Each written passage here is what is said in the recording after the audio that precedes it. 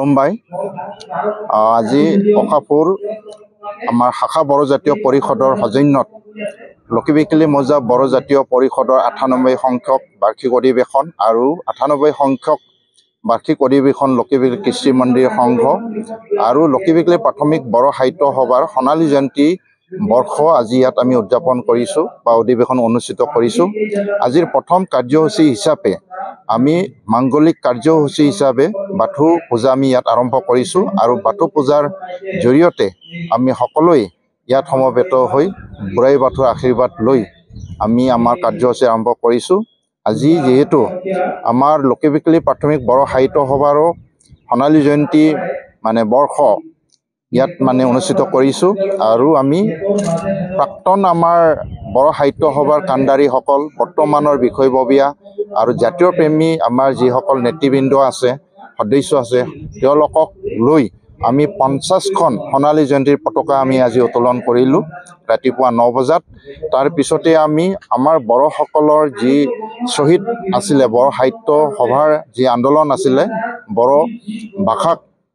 আমি মাধ্যম হিচাপে স্বীকৃতি পোৱাৰ কাৰণে যি আন্দোলন চলিছিলে ১৯৫২ চনৰ এই সময়ছোৱাত তেতিয়া আমাৰ বড়ো সাহিত্য জন্ম হৈছিল। তাৰ পিছতে ৰোমান লিপিৰ আমাৰ স্ক্ৰিপ্টৰ আন্দোলন হৈছিল, তেতিয়াই আমাৰ ১৮জন শ্বহীদ হৈছিল আৰু সেই শ্বহীদসকলৰ সন্মান জনাই আজি আমি শ্বহীদ স্তম্ভত শ্ৰদ্ধাঞ্জলি জ্ঞাপন কৰিছোঁ। তাৰ লগতে আমাৰ এই লক্ষীবিকলি মৌজাৰ যিখিনি আমাৰ বড়ো জাতীয় কৰ্মী আছিল বা নেতৃবৃন্দ আছিল ইতিমধ্যে আমাৰ মাজৰ পৰা স্বৰ্গগামী হৈছে, তেওঁলোকক স্মৰণ কৰাৰ কাৰণে স্মৃতি সৌধত আমি শ্ৰদ্ধাঞ্জলি জ্ঞাপন কৰিছোঁ। আৰু তাৰ পিছতেই আমি লক্ষীবিকলি প্ৰাথমিক বড়ো সাহিত্য সভা লক্ষীবিকলি আমাৰ বড়ো জাতীয় মৌজা বড়ো জাতীয় পৰিষদৰ লগতে ৯৮ সংখ্যক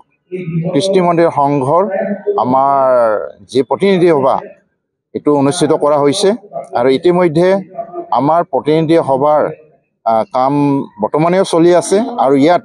প্ৰতিনিধি সভাখনৰ মাজতেই আমাৰ যিটো লক্ষীবিকলি মৌজা বড়ো জাতীয় পৰিষদ কৃষ্টি মন্দিৰ সংঘ আৰু লক্ষীবিকলি প্ৰাথমিক বড়ো সাহিত্য সভাৰ এখন মুখপত্ৰ আজি আমি ইয়াত শুভ উদ্বোধন কৰিলোঁ আৰু এই মুখপত্ৰখনৰ নামাকৰণ কৰাইছে আঠাল। এই আঠালৰ প্ৰথম প্ৰকাশ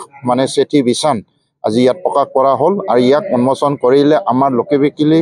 প্ৰাথমিক বড়ো সাহিত্য সভাৰ প্ৰাক্তন সভাপতি শংকৰধৰ বড়ো ডাঙৰীয়াই আৰু তাৰ লগতেই আমি আজি ইয়াত বড়োসকলৰ